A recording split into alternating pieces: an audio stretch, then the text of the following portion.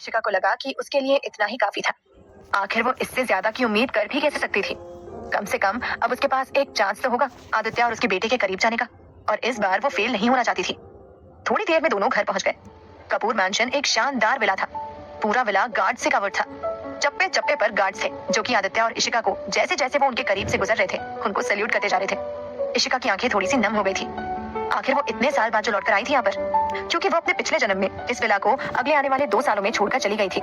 जब वो विला में पहुंची तो बस वहाँ का हाउसकीपर ही जगा हुआ था। वो एक 60 साल का बूढ़ा आदमी था जो कि आदित्य के बचपन से ही इसी घर में था।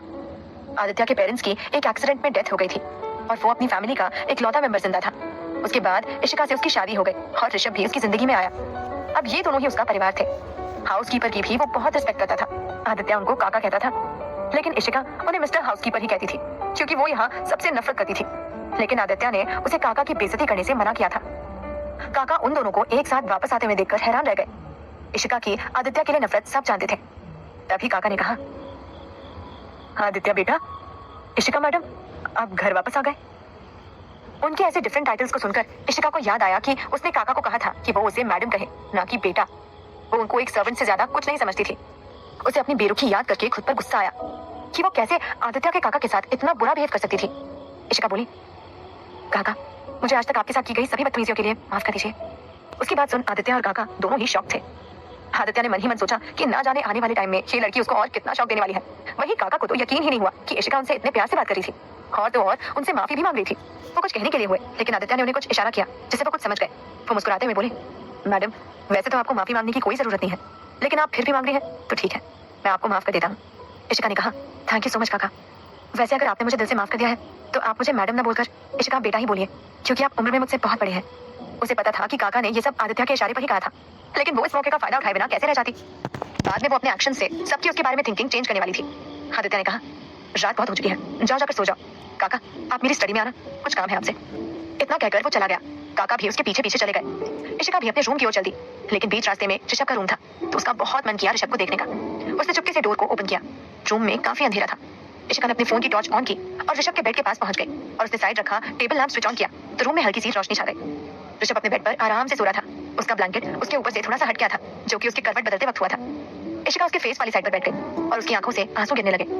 ये मासूम एंजल उसका अपना बेटा था। ऋषभ अपने दोनों पेरेंट्स की परछाई जैसा था, इसलिए वो भी बहुत सुंदर था। इशिका ने जब उसके फेस को छूने के लिए अपना हाथ आगे बढ़ाया तो उसके हाथ बहुत जोरों से कांपने लगे। उसे डर लग रहा था कि अगर उसने ऋषभ को छुआ तो कहीं वो बेरुखी से उसका हाथ झटक न दे, जैसे कि वो पिछले जन्म में आदित्य और उसके साथ करती थी। लेकिन ऐसा कुछ नहीं हुआ और ऋषभ चुपचाप सोता रहा। इशिका की हिम्मत बढ़ी और वो हल्के से उसके फेस को बहुत प्यार से सहलाने लगी। ऋषभ फिर भी नहीं उठा तो उसने उसके फोरहेड पर एक किस किया। ऋषभ बहुत गहरी नींद में था। इशिका को इतने से चैन नहीं मिला तो वो उसके पूरे फेस पर हाथ फेरने लगी। उसके आंसू थमने का नाम ही नहीं ले रहे थे। वो रोते हुए बोली, मेरा बच्चा, मेरा ऋषभ, कितना हर्ट किया है मम्मा ने आपको। आपकी मम्मा बहुत बुरी है, बहुत बहुत ज्यादा बुरी है। आई एम सो सॉरी बेटा, लेकिन अब मैं आपको और हर्ट नहीं करूंगी। आपको बहुत प्यार करूंगी। जितने गम दिए हैं ना, उससे कई ज्यादा खुशियां दूंगी आपको, प्रॉमिस। इतना कहकर वो फिर से रोते हुए उसे प्यार से सहलाने लगी। वो उसका ब्लैंकेट अच्छे से उठाकर वही उसके सिरहाने बैठकर उसको प्यार से निहारती रही। दूसरी तरफ स्टडी में काका और आदित्य एक काउच पर बैठे थे और आदित्य ने उसको इशिका की माफी वाली सारी कहानी बता दी। काका ने पूछा, तो अब आप क्या करेंगे आदित्य बेटा, क्या आपको उन पर यकीन है? आदित्य ने कहा, फिलहाल तो नहीं है, लेकिन काका, मैं उसे एक चांस तो देना चाहता हूँ, भले ही कुछ पल के लिए ही सही, लेकिन ऋषभ को उसकी माँ का प्यार मिले। काका ने पूछा, लेकिन बेटा अगर वो फिर से बदल गई तो? आदित्य ने बहुत सीरियस होकर कहा, तो ये झटका ऋषभ को इतना स्ट्रांग बना देगा कि वो जिंदगी में फिर कभी भी किसी के आगे प्यार की भीख नहीं मांगेगा। वो सीख जाएगा कि जब उसकी खुद की माँ उसे धोखा दे सकती है तो दुनिया में कोई भी उसे धोखा दे सकता है। वो जानता था कि वो बहुत बड़ा रिस्क ले रहा था, लेकिन वो ये रिस्क लेना चाहता था ऋषभ के लिए। आदित्य जब काका से बात करके अपने रूम की ओर जा रहा था तो उसने एक बार ऋषभ के रूम में जाकर उसको देखने का सोचा, लेकिन जब उसने अंदर का नजारा देखा तो उसका दिल पिघल गया। इशिका ऋषभ के सिरहाने बैठे हुए ही सो गई थी। आज पहली बार उसने दोनों माँ बेटे को एक साथ इस तरह से देखा था। जब ऋषभ होने वाला था तो उसको लगता था कि अपने बच्चे को गोद में लेकर शायद इशिका बदल जाएगी, और ऐसे सीन्स हमेशा उसके सपनों में ही आते थे। लेकिन ऐसा कुछ नहीं हुआ तो उसको सपने आने भी बंद हो गए। लेकिन आज इस सीन को देखकर उसका वो सपना पूरा हो गया। आदित्य बेड के पास गया और जाकर इशिका को कंफर्टेबली लिटा दिया और दोनों को अच्छे से ब्लैंकेट से कवर कर दिया। इशिका और ऋषभ की सोने की आदत बिल्कुल एक सी थी। ये बात आदित्य अच्छे से जानता था। इशिका के सोने के बाद ही वो उसको टच करने की हिम्मत कर पाता था, लेकिन उसने उसके फोरहेड पर किस करने से ज्यादा कुछ भी नहीं किया था, और आज भी उसने ऐसा ही किया। उसने पहले इशिका के फोरहेड पर किस किया और फिर ऋषभ के फोरहेड पर। फिर वो खुद थोड़ी देर बैठ गया वहां पर। आज उसको पहली बार ये फैमिली वाली फीलिंग महसूस हुई। वो इस मोमेंट को जी भर के देखना चाहता था। नेक्स्ट मॉर्निंग आदित्य जल्दी उठकर ऋषभ के रूम में चला गया, इसलिए अब रूम में सिर्फ इशिका और ऋषभ ही सो रहे थे। जब इशिका की आंख खुली तो उसने साइड होकर जो देखा उसे देखकर उसका दिल पिघल गया। ऋषभ उठ चुका था और बेड पर बैठा उसकी ओर बहुत गौर से अपनी आंखें छोटी करके देख रहा था, जैसे मानो उसको यकीन ही नहीं हो रहा हो कि इशिका यहाँ सच में है। वो अपने बिखरे हुए बालों में बहुत क्यूट लग रहा था, जिसे देखकर इशिका का मन किया कि उसके गालों को पिंच कर ले। इशिका वैसे ही लेटी हुई बोली, मॉर्निंग बेबी। उसकी बात सुनकर ऋषभ को यकीन नहीं हुआ कि वो सच में वही थी, लेकिन क्या वो उससे बात कर रही थी? पर वो तो उसको हमेशा देखकर इग्नोर करती थी। इशिका उसकी आंखों में उसके डाउट को साफ देख सकती थी। वो उठकर बैठी और ऋषभ से बोली, बेबी आपको पता है कल रात ना मैंने एक बहुत डरावना ड्रीम देखा था, जिसमें बहुत सारे डेविल्स ने मुझे घेर कर रखा था और वो मुझे मारना चाहते थे, लेकिन फिर अचानक ही वहाँ 2 सुपर हीरो आ गए और मुझे उनसे बचा लिया। आपको पता है वो सुपर हीरोज कौन थे? ऋषभ ने कुछ नहीं कहा, लेकिन उसकी आंखें साफ बता रही थी कि वो जानना चाहता था कि वो कौन थे। इशिका स्माइल करते हुए बोली, वो सुपर हीरोज आपके डैडी और आप थे। ऋषभ के होठों पर उसकी बातें सुनकर एक स्माइल आ गई। आखिर छोटे बच्चों को ऐसी कहानियां बहुत पसंद जो आती हैं, और एक सुपर हीरो बनना भला किस छोटे बच्चे को पसंद नहीं आता होगा। इशिका आगे बोली, फिर आप दोनों ने मुझसे प्रॉमिस किया कि आप दोनों हमेशा मुझसे बहुत प्यार करोगे और हमेशा मुझे प्रोटेक्ट करोगे। इसलिए मम्मा को भी उनकी गलती रियलाइज हो गई। मम्मा ने आपके डैडी और आपसे पूछा कि आप दोनों ने मेरी हेल्प क्यों की, जबकि मैंने तो आपको और आपके डैडी को हमेशा परेशान किया है। आपसे अच्छे से बात भी नहीं करती थी और बहुत गुस्सा भी करती थी। तो पता है कि आपके डैडी और आपने क्या कहा? ऋषभ फिर से टकटकी लगाए उसे देखने लगा। इशिका ने उम्मीद भरी निगाहों से ऋषभ की ओर देखकर कहा, आप दोनों ने कहा कि आप दोनों मुझसे बहुत प्यार करते हो, तो इसलिए मैंने भी आपके डैडी और आपसे माफी मांगी और कहा कि अब से मैं आप दोनों को बहुत प्यार करूंगी और एक गुड वाइफ और गुड मम्मी बनकर दिखाऊंगी। पर बेबी, क्या आप माँ को एक चांस दोगे गुड मम्मी बनने का?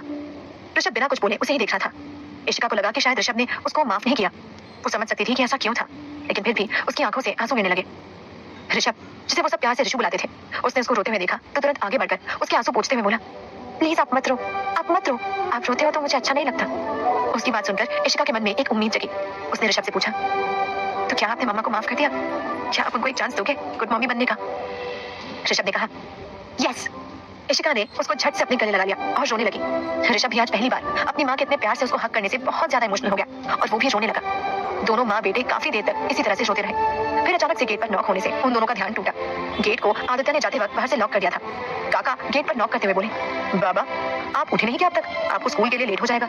इशिका उससे दूर होते हुए बोली, काका आप जाकर ऋषु के लिए ब्रेकफास्ट रेडी करवाइए, मैं अभी ऋषु को स्कूल के लिए रेडी करके लाती हूँ। बाहर खड़े काका इशिका की आवाज सुनकर हैरान हो गए, लेकिन तभी उनको आदित्य की बात याद आ गई, इसलिए वो चुपचाप वहां से चले गए। इशिका ने ऋषु से कहा, चलो बेबी आज माँ आपको स्कूल के लिए रेडी करेंगी। ऋषु भी एक्साइटेड हो गया। वो दोनों जल्दी से वॉशरूम में चले गए। आदित्य जब नीचे ब्रेकफास्ट टेबल पर रेडी होकर आया तो वहाँ सर्वेंट्स उसके लिए ब्रेकफास्ट सर्व करने लगे। साथ ही वो इशिका और ऋषु के लिए भी ब्रेकफास्ट लगाने लगे, क्योंकि ऐसा काका ने उनको करने के लिए कहा था। आदित्य ये देखकर सोचने लगा कि क्या इशिका उन दोनों के साथ ब्रेकफास्ट करेगी भी या नहीं। वो भी उम्मीद करने लगा था कि वो उनके साथ ब्रेकफास्ट करे, क्योंकि आज तक उसने दोनों बाप बेटे के साथ बैठकर कभी भी खाना नहीं खाया था और किस आदमी की इच्छा नहीं होती कि ऑफिस जाने से पहले अपनी फैमिली के साथ ब्रेकफास्ट करते वक्त एक लवली टाइम स्पेंड करने की। तभी ऊपर से इशिका और ऋषु एक साथ उतरकर नीचे आए। दोनों रेडी हो चुके थे और दोनों ने एक दूसरे का हाथ पकड़ा हुआ था। ये सीन देखकर आदित्य का दिल पिघल गया। तो वही सारी सर्वेंट्स और हाउसकीपर बिल्कुल हैरान हो गए।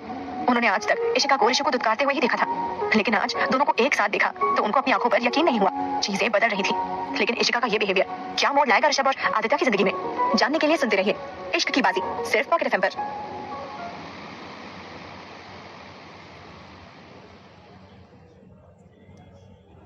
काका ने खुद को संभालते हुए वहां खड़े सर्वेंट्स को इशारा किया कि वो कुछ भी रिएक्ट ना करे और एकदम नॉर्मली बिहेव करे। सभी उसके इशारे को अच्छे से समझ गए। इशिका और ऋषु नीचे आ गए और आकर ऋषु ने हमेशा की तरह अपने पापा को विश किया, गुड मॉर्निंग डैडी। आदित्य उसकी आवाज में आज एक अलग ही खुशी महसूस कर सकता था और ये सब इशिका की वजह से था। शायद उसका फैसला सही था। उसने भी प्यार से बोला, गुड मॉर्निंग। इशिका भी ऋषु की कॉपी करते हुए बोली, गुड मॉर्निंग हबी। हबी सुनकर आदित्य शॉक हो गया और उसके कान लाल हो गए, लेकिन खुद को नॉर्मल करते हुए वो बोला, गुड मॉर्निंग। फिर इशिका और ऋषु भी उसके पास वाली चेयर पर आकर बैठ गए। ऋषु उन दोनों के बीच वाली चेयर पर बैठा था, क्योंकि वो हमेशा आदित्य की बगल वाली चेयर पर ही बैठता था। आदित्य ने उसको थोड़ा घूर कर देखा और मन ही मन सोचा, ये लड़का दूसरी वाली चेयर पर बैठ नहीं सकता था क्या? आदित्य का अनसैटिस्फाइड चेहरा किसी ने नोटिस नहीं किया, क्योंकि सबकी नजर इशिका और ऋषु पर थी, जो कि एक माँ बेटे का रिश्ता एंजॉय करते हुए अपना ब्रेकफास्ट कर रहे थे। ऋषु के ब्रेड्स पर इशिका जाम लगाते हुए बोली, आज माँ अपने हाथों से आपके लिए जाम लगाएंगी। फिर उसने ऋषु को वो खाने के लिए दिया। मिल्क फिनिश करने के बाद ऋषु के होठों के ऊपर निशान हो गया था, तो इशिका एक टिश्यू से उसको साफ करने लगी और फिर उसको अपने हाथों से ब्रेड खिलाने लगी। एक तरफ हाउसकीपर और बाकी सर्वेंट्स ये नजारा देखकर बहुत खुश थे, तो वहीं आदित्य अपने ही बेटे से जेलस फील कर रहा था। उसकी वाइफ का पूरा ध्यान उसके बेटे ने अपनी ओर आकर्षित कर लिया था, जबकि कल रात तक तो उसकी वाइफ उससे इतने प्यार से बात कर रही थी। उसने इशिका का ध्यान अपनी तरफ खींचने के लिए झूठ मूठ में खांसना शुरू कर दिया। इशिका के सामने पानी का जग था। वो जल्दी से ऋषु को खिलाना छोड़कर आदित्य के लिए एक ग्लास में पानी भरकर उसको देते हुए बोली, ये लीजिए पानी पी लीजिए। आदित्य ने खुशी खुशी वो ग्लास लिया और पानी पीने लगा। तो वही ऋषु ने आदित्य को देखकर मुंह फुला लिया, क्योंकि उसके डैडी ने उसकी मम्मी का ध्यान अपनी ओर आकर्षित कर लिया था। आदित्य को उसके चेहरे को देखकर मन ही मन बहुत हंसी आई। ऋषु मुंह बनाते हुए बोला, मम्मा मुझे ब्रेड खिलाओ ना। इशिका उसे खिलाने को हुई तो आदित्य बोला, इशिका प्लीज मेरे लिए वो एप्पल कट कर दो। ऋषु चिढ़कर बोला, डैडी आपकी प्लेट में तो पहले से ही इतने सारे एप्पल्स हैं। सच में आदित्य के पास रखी फ्रूट बाउल में एप्पल्स अच्छे से कटे हुए रखे थे। आदित्य मुस्कुराते हुए बोला, ये वाले साइज में बहुत छोटे हैं, मुझे साइज में थोड़े बड़े खाने हैं। ऋषु बोला, यहाँ इतने सारे लोग हैं, आप किसी और से कह दो ना, मम्मा को क्यों काम करने को बोल रहे हो। तभी आदित्य ने हाउसकीपर को कुछ इशारा किया और उसे भी सभी सर्वेंट्स को अपने अपने काम पर लौटने का इशारा कर दिया। सभी सर्वेंट्स अपने अपने काम पर चले गए। देखते ही देखते वहाँ उन तीनों के अलावा कोई नहीं बचा था। इशिका और ऋषु उसकी चालाकी समझ गए। इशिका ने ऋषु से कहा, आप खुद खा लो, तब तक मैं ये एप्पल्स कट कर देती हूँ ताकि आप जल्दी से ऋषु को अपने साथ स्कूल ले जा सके। ओके। ऋषु खुश होते हुए बोला, आज वो सबको जाकर बताएगा कि ये एप्पल्स उसकी मम्मी ने उसके लिए कट किए थे। वही आदित्य भी खुशी खुशी इशिका के हाथ के कटे हुए एप्पल्स खाने के लिए बहुत एक्साइटेड था। लेकिन जैसे ही इशिका ने चाकू उठाकर एप्पल को पील करना चाहा, वैसे ही दोनों बाप बेटे के अरमानों पर पानी फिर गया, क्योंकि इशिका नाइफ के उल्टे साइड से उसको पील करने की कोशिश कर रही थी। एक बहुत लग्जूरियस कार रोड पर दौड़ रही थी। उसके पीछे 6 और लग्जूरियस कार्स थी। पहली कार में इशिका और आदित्य थे, तो वहीं बाकी के कार्स में बॉडीगार्ड्स थे। इशिका और आदित्य बैक सीट पर बैठे थे और ऋषु दोनों के बीच में बैठा था। आज पहली बार तीनों एक साथ कार में बैठे थे। तीनों बहुत खुश थे, लेकिन कार में एकदम सन्नाटा था।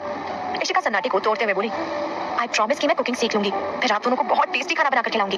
वो बोल तो ऐसे रही थी जैसे दोनों बाप बेटे ने कभी अच्छा खाना खाया ही ना हो, जबकि वर्ल्ड के बेस्ट शेफ उनके घर में ही काम करते थे।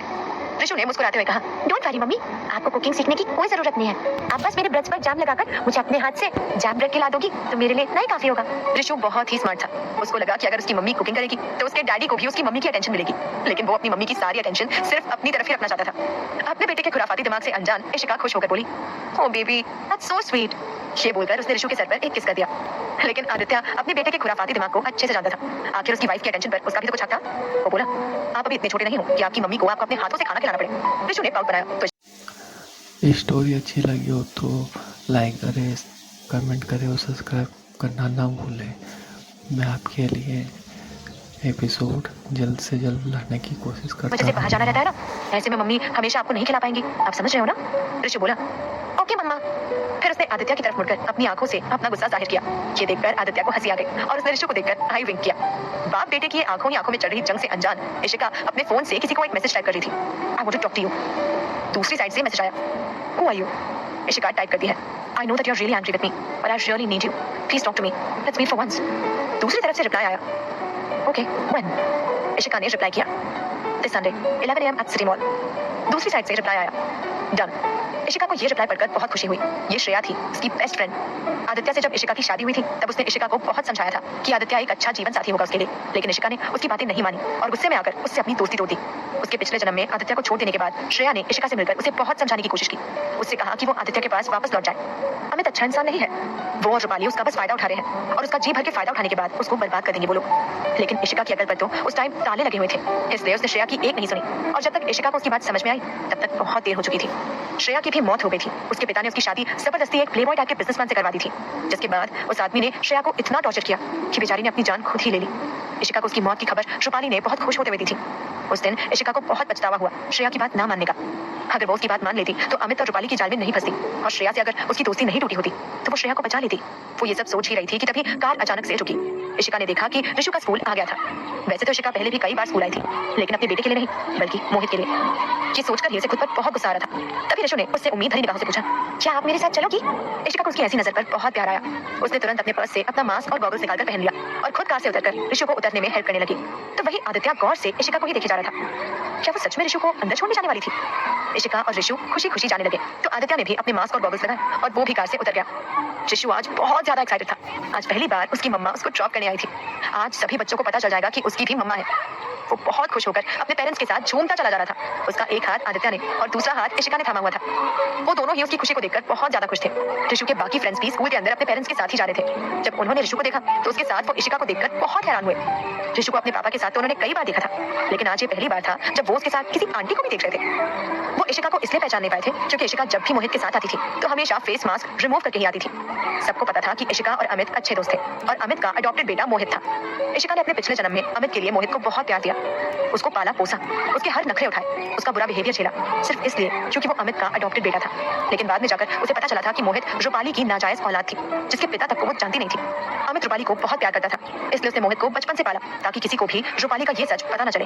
लेकिन इशिका ने अपनी ममता के बदले क्या पाया? उसी बच्चे ने आगे चलकर उसको टॉर्चर किया और उसकी जान तक लेनी चाहिए।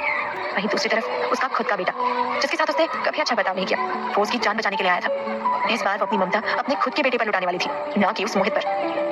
ऋषु के एक दोस्त ने उसके पास आकर पूछा, ऋषु, ये आंटी कौन है? ये मेरी मम्मा है। ऋषु ने बहुत खुश होते हुए कहा। उसकी बात सुनकर सभी शॉक हो गए। उन्होंने आज तक ऋषु की माँ को नहीं देखा था। कभी कभी तो उनको लगता था कि उसकी माँ है ही नहीं, लेकिन आज वो खुद उनके सामने खड़ी थी। सब पेरेंट्स आगे आकर बोलने लगे, हेलो मिसेस कपूर। इशिका ने भी सबको मुस्कुराकर हेलो कहा। उसके मुंह पर मास्क देखकर एक बच्चे ने कहा, ऋषु, तुम्हारी मम्मी ने मास्क क्यों पहना है? ऋषु ने कहा, क्योंकि वो एक एक्ट्रेस है। उस बच्चे ने हैरानी से कहा, वाओ, बिल्कुल मोहित की मम्मी की तरह। उसकी बात सुनकर इशिका, आदित्य और ऋषभ शॉक हो गए। ऋषु को हमेशा मोहित से बहुत जलन होती थी, क्योंकि उसे लगता था कि उसकी मम्मा मोहित को बहुत प्यार करती थी।